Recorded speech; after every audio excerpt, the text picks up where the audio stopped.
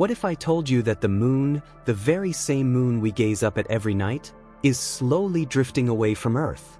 In fact, it's moving about 1.5 centimeters farther from us every year. Sounds crazy, right? How can something so significant, so constant in our sky, be drifting away from us? Let's dive into this fascinating phenomenon and explore the science behind the moon's gradual departure from Earth. The concept that the moon is drifting away isn't new. Scientists have known for decades that the moon is slowly receding from Earth, but how and why this happens is a bit more complex than it sounds. It all has to do with the physics of our planet's rotation and the gravitational interactions between Earth and the moon. To understand this, we have to look at a process called tidal acceleration. You may already be familiar with the concept of tides, the rising and falling of the ocean's surface. Tides are caused by the gravitational pull of the moon on Earth. As the moon's gravity pulls on Earth's oceans, it creates bulges of water that we see as high and low tides. However, this pull isn't just limited to water, it affects the entire Earth, causing tiny deformations in the planet's solid structure as well. These effects, though they're hardly noticeable, are significant over long periods of time. Here's the kicker: as the Earth rotates, the ocean bulges are slightly behind the moon's position due to the planet's spin.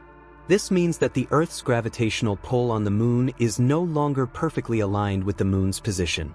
This misalignment causes a transfer of energy from Earth's rotation to the moon's orbit, which pushes the moon away and slows down Earth's rotation. Now, I know what you're probably thinking: slowing down Earth's rotation? That sounds pretty wild. It is, but let me explain. As the moon pulls on Earth's oceans, it causes friction that actually slows down the Earth's rotation over time. This is why our days are getting longer, but only by a tiny fraction of a second every century. But in return for this slowdown, the moon is gaining energy. As a result, it's gradually being pushed outward. That 1.5 centimeters per year may sound small, but when you consider the moon's age and how long this process has been happening, it adds up.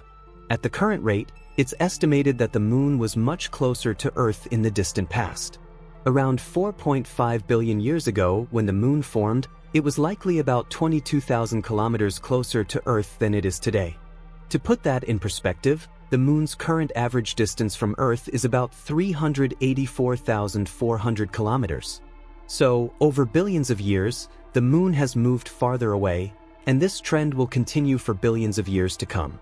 While the moon's departure from Earth is a gradual process, it does have some long-term consequences. For example, if the moon continues to drift away from Earth, it could eventually reach a point where it can no longer influence Earth's tides in the same way. But that won't happen for a very long time.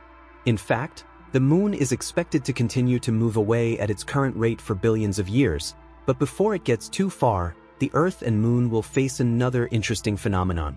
In about 600 million years, the Earth will have slowed down enough that the moon's tidal forces will begin to pull on the planet's rotation in a way that prevents any further decrease in Earth's spin. Essentially, the Earth's day will become synchronized with the moon's orbit, resulting in what's known as tidal locking. Tidal locking is a fascinating process where the Earth's rotation period and the moon's orbital period will align so that the same side of the Earth will always face the moon. This is the same reason we always see the same side of the moon. But before we reach that point, the moon will have moved far enough away that its gravitational pull will have a much weaker effect on our tides. That's still a long way off, though, millions of years in the future. But while we have time to observe the moon's slow migration away from Earth, this process is a reminder of the constant changes happening in our universe. The moon may seem like a stable, eternal fixture in the sky, but in reality, it's a dynamic and ever-changing companion to our planet. It's incredible to think that something so familiar to us is slowly shifting its position in space, altering our planet in ways we can't always see. And that's not the only impact the moon has on Earth. The gravitational relationship between the Earth and the moon stabilizes our planet's axial tilt, which in turn helps to stabilize our climate. If the moon weren't there, Earth's axial tilt could vary wildly, leading to dramatic shifts in the planet's climate over long periods of time. So, not only is the moon drifting away, but its presence plays a crucial role in maintaining the stability of life on Earth. This phenomenon also has implications for the future of human space exploration.